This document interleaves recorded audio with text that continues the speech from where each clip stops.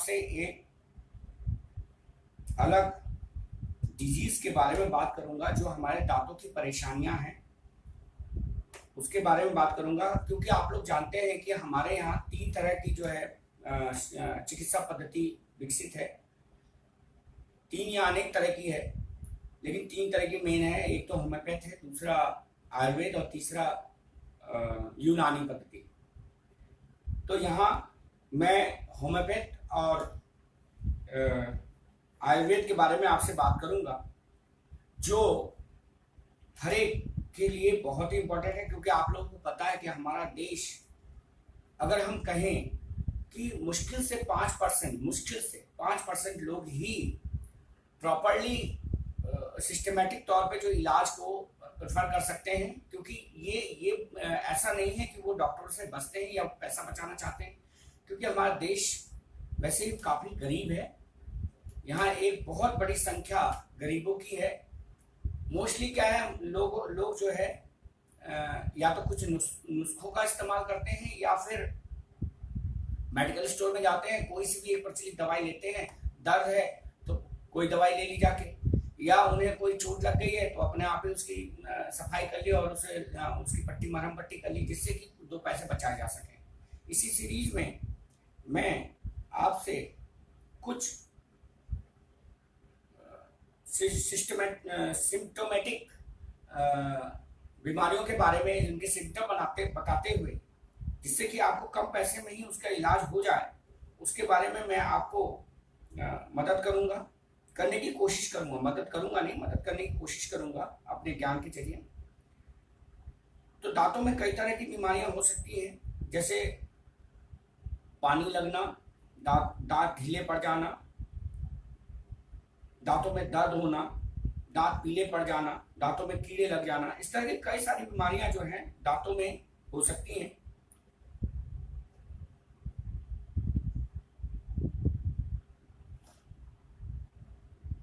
अब होम्योपैथी चिकित्सा के अनुसार, अगर यदि दांत सड़ने लगे या मसूड़ों में जो है उसमें सूजन हो, मुंह खोलने पर दांतों में सड़न के कारण बदबू आ रही हो, तो आप मार्क सोल 30 का यूज कर सकते हैं। सुबह और शाम 2-2 बूंद पानी में डालकर आप कुल्ला भी कर सकते हैं और इसे ले सकते हैं, इसे पी सकते हैं। इस दौरान आप दांतों को नमक से सुबह और शाम नमक से उनकी मालिश करें, जिससे जो भी अंदर जो घाव है या किसी तरह का, पहले आपको थोड़ी सी परेशानी होगी, लेकिन दांतों को अगर मजबूत करना है तो नमक से उनकी मालिश होनी बहुत जरूरी होती है। चाहे वो छोटा बच्चा हो, चाहे वो बड़ा हो, चाहे वो बुजुर्ग हो, दांतों को नमक से एक दिन में 1 या 2 बार जो है आपको मालिश जरूर करनी चाहिए, जिससे दांतों में किसी भी तरह के जो अगर एनामल किसी तरह का गंदगी फंस गई हो या कूड़ा करकट आ गया हो, तो आप नमक का यूज करके दांतों को मजबूत कर सकते हैं। आपके पेस्ट में भी नमक होता है, लेकिन वो होता है या नहीं होता उसका पता नहीं होता। आपके घर में अगर डायरेक्ट नमक है तो आप डायरेक्ट नमक का इस्तेमाल करके जो है उसकी मालिश करके आप दांतों को मजबूत बना सकते हैं। अगर आपके मुंह में ठंडा पानी लग रहा हो, दांतों में ठंडा पानी लग रहा हो, दांत में दर्द होता हो पानी पीते समय, ऐसे लक्षण में आपको काफिया 200 का यूज करना चाहिए।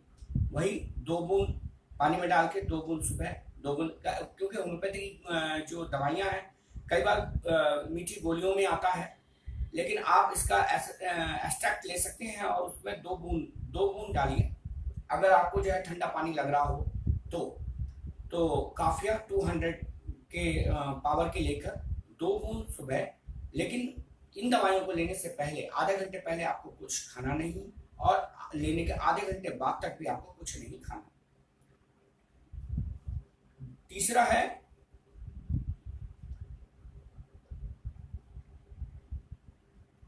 अगर आप खाना खा रहे हैं और दांतों में गैप होने के कारण जो है खाना उनमें अटक जाता है, अटक जाने के कारण काफी मैल हो जाती है, उसमें दांतों में दर्द भी होने लगता है। उसमें आप कैलकेरिया कार्ब 12XV ले सकते हैं। कैलकेरिया कार्ब, फिर से एक बार बता दे रहा हूं आपको, एनामल में किसी तरह की जो है क्षति होने के कारण जब दांतों के बीच में गैप बन जाता है तो खाना खाने से उनके दाने उसमें अटक जाते हैं, जिसके कारण दांत में बहुत ज्यादा दर्द होता है।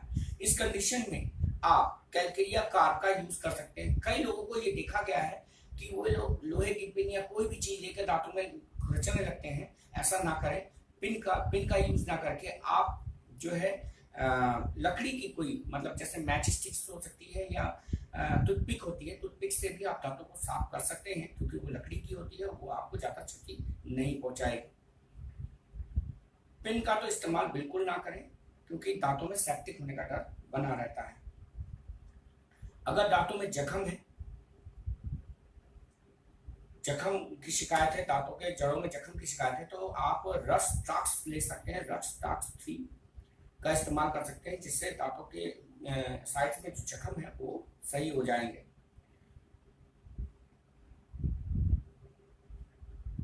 उसके बाद अगर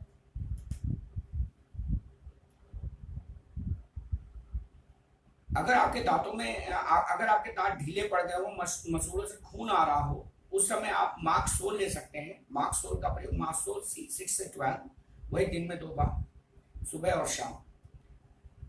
अगर जबड़े क्षय हो रहे हो, जबड़ों में दर्द हो रहा हो, जबड़े ढीले पड़ रहे हो, दांतों का रंग बदलने लगा हो, तो आप फास्फोरस का यूज कर सकते हैं, फास्फोरस 30। उसके बाद अगर दांत शीघ्र क्षय हो रहे हो, माने उम्र से पहले जो है आपके दांत जो है वो ढीले पड़ रहे हो, तो आप मेजेरियम 6 to 30 का यूज कर सकते हैं। Mezereum 6 to 30। और लास्ट होम्योपैथिक दवाई जो बहुत ही इंपॉर्टेंट है, अगर दांत, कईयों के दांत जो है स्पंजी की तरह हो जाते हैं, ढीले पड़ जाते हैं, स्पंज जैसे जल्दी गिरने लगते हैं, उनमें से खून निकलने लगता है, गर्म सर्द और नमकीन भोजन करने पर दांतों में तीव्र दर्द होता है, तो उस समय आप कार्बोवेज 30 का यूज कर सकते हैं। कार्बोवेज 30 का यूज किया जा सकता है। कार्बोवेज 30।